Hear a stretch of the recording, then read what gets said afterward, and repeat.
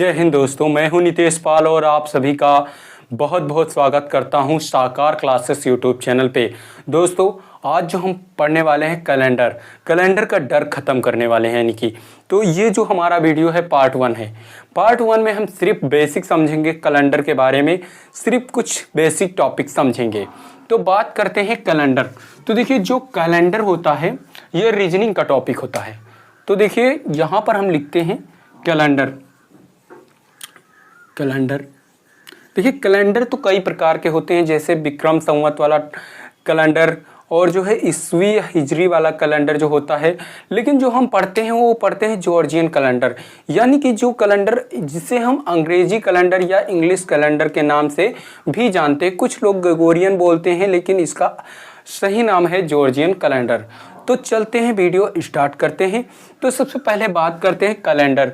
तो देखिए, कैलेंडर में क्या होता है, कैलेंडर में वर्ष के रूप में कैलेंडर को जाना जाता है। यानी कि जो है एक कैलेंडर को सिर्फ एक वर्ष के लिए माने रखते हैं।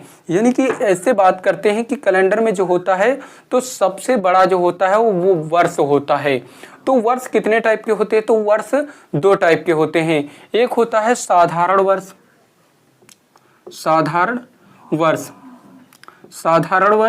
और दूसरा होता है लीप वर्ष। यहाँ पर लिख सकते हैं लीप वर्ष और साधारण वर्ष। इसे इंग्लिश में बोलते हैं जनरल ईयर और लीप ईयर। तो जो है जनरल ईयर जो होता है, कैसे हम पहचानेंगे कि कौन सा ईयर जो है लीप ईयर है और कौन सा ईयर जनरल ईयर है? तो दोस्तों, ये भी जान लेते हैं कि कौन सा वर्ष जनरल ईयर होता है, कौन सा जो होता है लीप ईयर होता है। तो देखिए, जो जनरल ईयर होता है उसमें सामान्यतः कितने दिन होते हैं?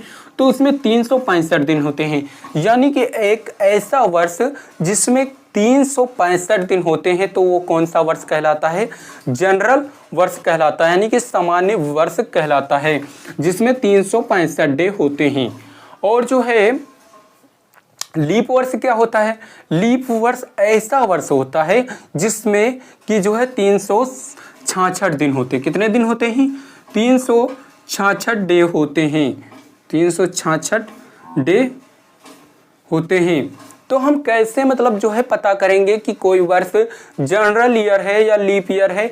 क्या हम वर्षों में दिनों की संख्या गिनकर? नहीं, वर्षों की संख्या, दिन की संख्या नहीं गिनना है।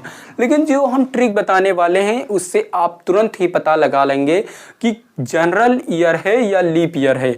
तो चलिए जानते हैं वो क्या तरीका है, किस तरीके से हम समझ सकते हैं कि कौन सा वर्ष जनरल ईयर है, कौन सा वर्ष लीप ईयर है। तो चलिए देखते हैं। हिसाब से जनरल ईयर और लीप ईयर को एक साथ समझना बहुत ही आसान हो जाएगा। अगर जो अलग अलग समझते हैं तो थोड़ी प्रॉब्लम हो सकती है समझने में, इसलिए हमने दोनों को आमने सामने लिखा हुआ है। तो देखिए, जनरल ईयर की जो कुछ क्वालिटी होती हैं और कुछ लीप ईयर की क्वालिटी होती हैं। तो सबसे पहले देखते हैं कि जो है कौन सा ईयर जनरल ईयर है। जो 4 से पूर्णतः विभाजित ना हो तो वो क्या कहलाता है? सामान्य वर्ष कहलाता है। जो 4 से पूर्णतः विभाजित हो जाए वो क्या कहलाता है? तो हमारा लीप ईयर कहलाता है।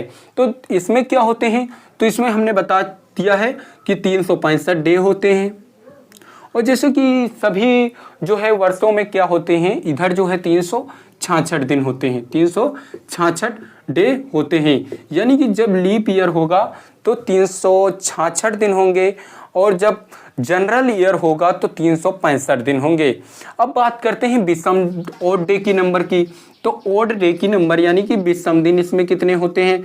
अब हम अगले पार्ट में विषम दिन के बारे में बहुत ही आगे शानदार तरीके से डिस्कस करेंगे। यानी कि ऑड डे की संख्या कितनी होती है? तो इसमें जो होता है 7 से भाग देने पर पता चलता है ऑड डे कैसे निकाला जाता है। तो देखिए, 7 5 35 और 7 दूनी 14 1 15, तो एक रह जाता है, यानी कि जो निकलेगा ऑड डे 1 निकलेगा।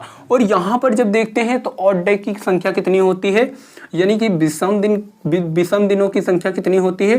तो यहाँ पर जो हमारी होती है तो यहाँ पर 2 होती है। 7 5 35, 7 दूनी 14 और 2 16, यहाँ पर 2 होती है।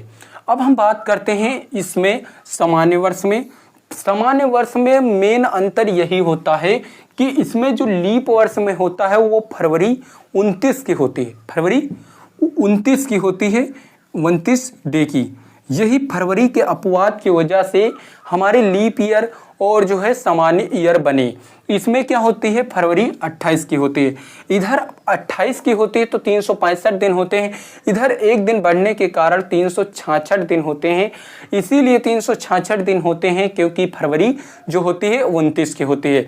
अब हम पहचानना सीखेंगे कि कौन सा वर्ष लीप ईयर है। कुछ वर्ष लिखते हैं और आपको बताना है कि कौन सा वर्ष लीप ईयर है, कौन सा वर्ष जनरल ईयर है या लीप ईयर है।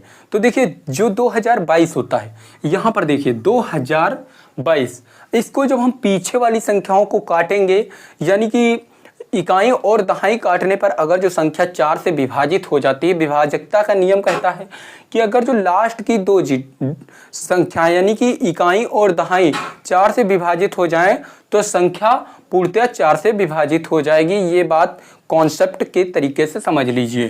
तो यहाँ पर अगर जो हम 4 से विभाजित करते हैं 22 को तो शेषफल 2 रह जाता है, यानी कि पूर्णतः विभाजित नहीं हो रही है। तो जो है 2022 हमारा क्या हो जाएगा, साधारण वर्ष हो जाएगा, यानी कि जनरल ईयर हो जाएगा, साधारण वर्ष।